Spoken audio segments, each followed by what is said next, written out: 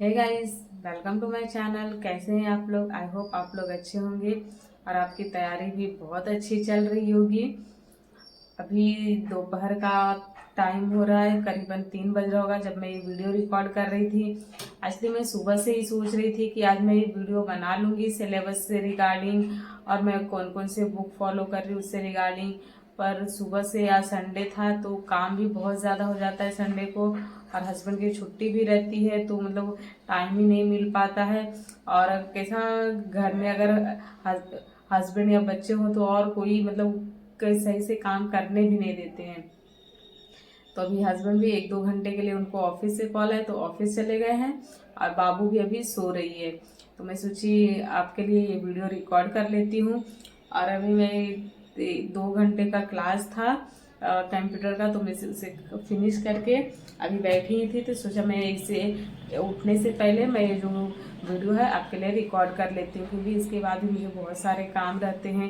क्योंकि देखिए, घर में अगर आप एक पत्नी है, मतलब माँ है, तो आपको अपने कामों से ज़्यादा उनके लिए टाइम निकालना पड़ता है। तो मेरे पास इतना ज़्यादा टाइम नहीं होता है कि मैं मतलब हर चीज़ प्रॉपर रिकॉर्ड कर सकूँ, या फिर मैं आपको प्रॉपर मतलब डेली एक वीडियो अपलोड कर पाऊँ। मैं कोशिश बहुत करती हूँ पर मेरे से हो नहीं पाता है। मतलब मैं ज़्यादा टाइम आपका नहीं लूँगी। चलिए देखते हैं कि मैं मतलब कौन कौन से बुक फॉलो कर रही हूँ। और मतलब आज सिर्फ मैं बताऊंगी कि मैं जो जूनियर अकाउंटेंट क्लर्क का फॉर्म भरी थी, या फिर जो लोगों ने भी भरा है उनकी तैयारी मतलब कितना हुआ है और वो लोग कितना कर रहे हैं। अगर जो पहले ग्रेजुएशन के टाइम बेसिक जिन लोगों का क्लियर है तो उन लोगों को ये सब रिकवर करने में बहुत ज़्यादा टाइम नहीं लगेगा। एक तो हमारा कॉमर्स का 50 या 40% विजिट है, ये तो कंफर्म नहीं है कि 40 क्वेश्चन आएंगे या 50 क्वेश्चन आएंगे, क्योंकि लास्ट टाइम जब 2018 में एग्जाम हुआ था तो उसमें कॉमर्स के 40 क्वेश्चन थे। बट इस टाइम बहुत सारे सोर्सेज से पता चल रहा है कि इस 50 क्वेश्चन हो सकते हैं। और हम अपना टारगेट 40 to 50 लेकर ही चलते हैं, मतलब 50% मानकर चलते हैं कि हमारा वेटेज कॉमर्स का है। तो हम जितना भी मतलब 8 से 10 घंटे अपनी पढ़ाई के लिए निकाल रहे हैं, उसमें से हमें 50% टाइम तो कॉमर्स को ही देना है, क्योंकि सबसे ज़्यादा वेटेज इसका है, तो हमें इसमें ही मैक्सिमम स्कोर करना है। अब बाकी सब्जेक्ट को भी हम रैंडमली लेकर चल सकते हैं, मतलब अपने सब्जेक्ट के अकॉर्डिंग, या फिर आपका उसमें परफॉर्मेंस कैसा उसके अकॉर्डिंग आप उस हिसाब से उसके लिए टाइम निकाल सकते हैं। तो मैं आज आपके लिए बताने जा रही हूँ कि जो मैं बुक फॉलो करती हूँ, मैं 2-3 है जो मैं फॉलो करती हूँ। पहले तो अगर आप थियरी के लिए पढ़ना चाहते हैं तो ये ले सकते हैं, जैसे ये स्पेशल का है, ये अड्डा 24/7 का 247 का अड्डा पब्लिकेशंस का, ये मीनाक्षी मैम का है। थियरी के लिए ये परफेक्ट है, और इतनी हम थियरी अगर कवर कर लेते हैं तो हमें बहुत ज़्यादा प्रॉब्लम नहीं आएगी। ये बुक परफेक्ट है, और इसमें सारे टॉपिक भी जो भी एग्जाम में मतलब एग्जाम पैटर्न में टॉपिक सिलेबस बताया गया है उसके अकॉर्डिंग ये बुक परफेक्ट है। ये आप थियरी के लिए फॉलो कर सकती हैं। और अगर मॉक टेस्ट वगैरह लगाना है तो मॉक टेस्ट के लिए जो मैं बुक ली हूँ, वो पता नहीं इधर ही रखा था, अभी कहाँ चला गया, क्योंकि बाबू छोटी है ना, तो सामान जो है इधर से उधर करके रख देती है। सब बुक की हालत भी आप देख सकते हैं किस तरीके से हो गई है। देखिए, इसका तो कवर पेज भी बाबू गायब कर दी है, क्योंकि पढ़ते पढ़ते कभी रख कर कहीं चली जाती हूँ, किसी काम में लग जाती हूँ, तो वो है ना अपना काम कर लेती है उतने देर में। तो देखिए, इसका कवर पेज भी गायब हो गया है। अभी मैं इसको ये देखिए यहाँ पे है इसका कवर पेज। तो ये ना यूथ कंपटीशन का है, जिसमें कि 10 से 12 सेट है, जिसमें कि 2 प्रीवियस ईयर में जो पिछले साल जो 2018 में एग्जाम हुआ है उससे आया हुआ है, उसका एक कंप्लीट सोल्यूशन भी प्रोवाइड है इसमें। और बाकी 10 सेट जो दिया है प्रैक्टिस के लिए, तो आप उससे प्रैक्टिस कर सकते हैं। तो टोटल आपको इसमें 12 सेट्स मिल जाएंगे। इससे आप 12 सेट्स का मॉक टेस्ट लगा सकते हैं। उससे आपको पता भी चल जाएगा कि आपकी जो तैयारी है कितनी इंग्लिश का क्या सिलेबस है, हिंदी का क्या है, कंप्यूटर में तो बहुत अच्छे से डिटेल में दिया गया है कि आपको बस ये टॉपिक ही पढ़ना है। इससे आपको बहुत ही ज़्यादा हेल्प हो जाएगा।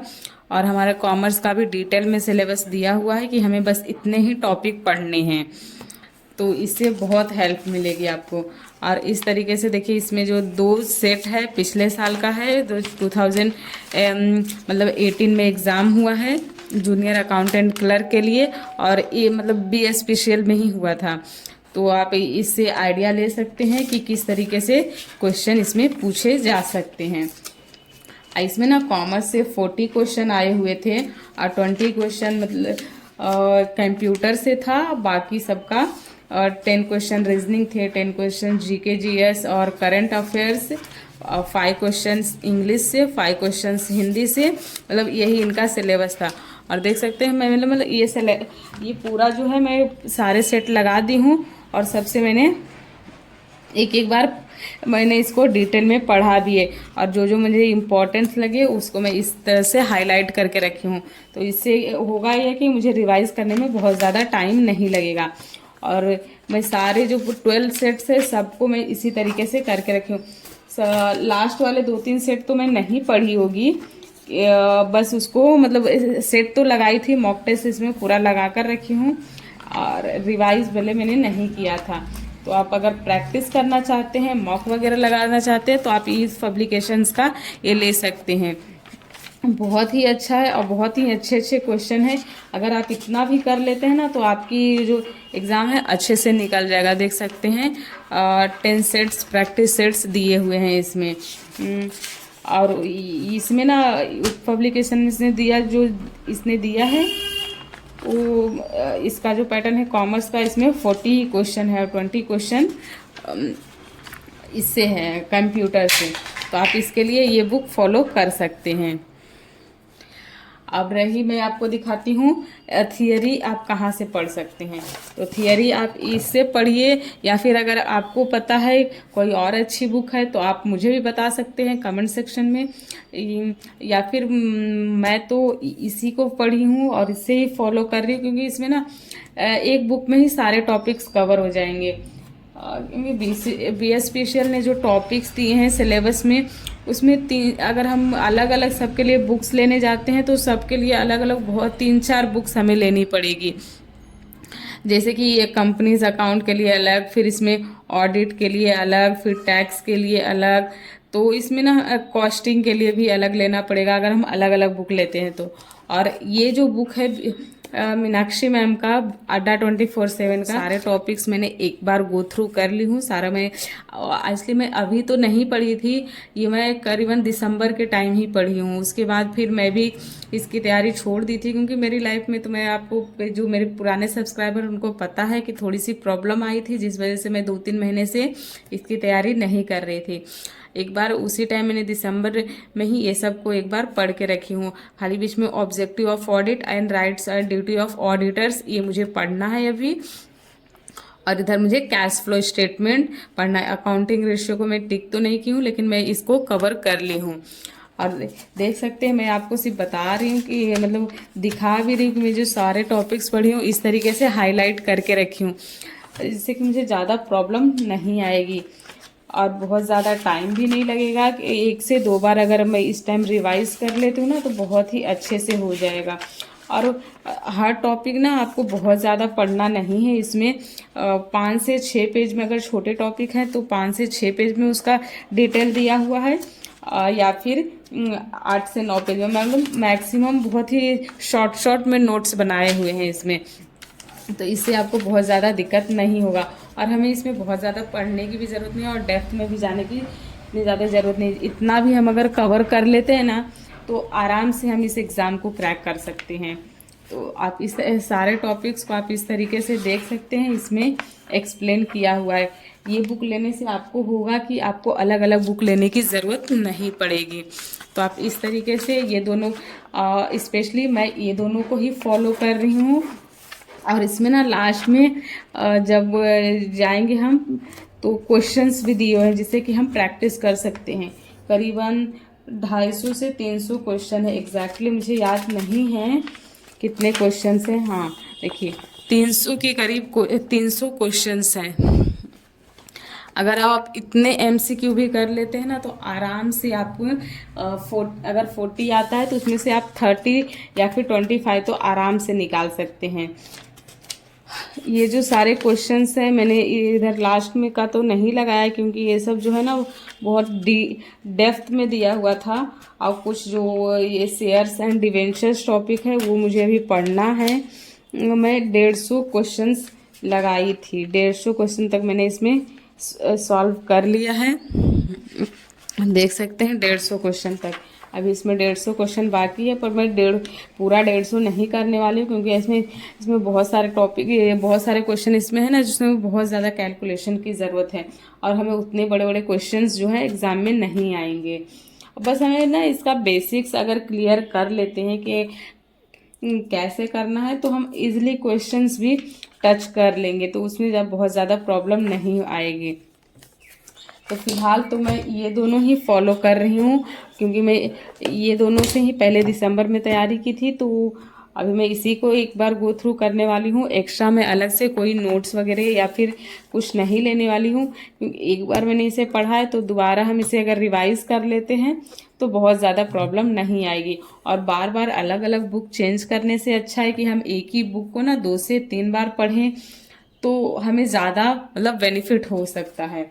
और रही बात अगर MCQ मुझे कहाँ से लगाना है, तो MCQ की भी प्रैक्टिस मैं उस टाइम करके रखी थी जिसमें कि मैंने छोटे छोटे नोट्स बनाकर रखी हूँ।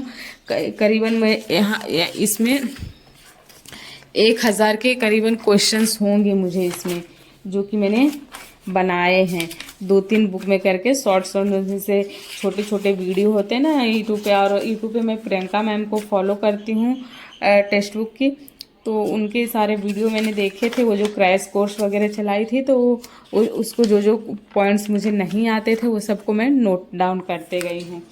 तो यही बस तैयारी है मेरी कॉमर्स की।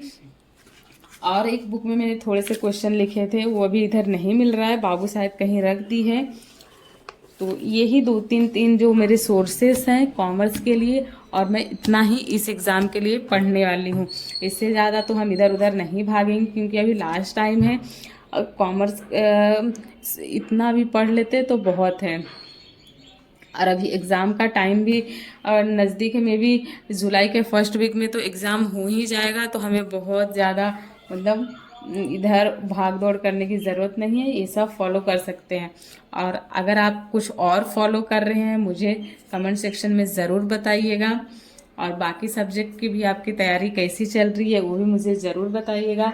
और अगर बाकी सब्जेक्ट के लिए भी मैं क्या फॉलो कर रही हूँ, कहाँ से तैयारी कर रही हूँ, ये आपको जानना है तो मुझे कमेंट सेक्शन में बता दीजिएगा। मैं उस पर सेपरेट वीडियो बना दूंगी क्योंकि ये वीडियो ना बहुत ज़्यादा लॉन्ग हो जाएगा। और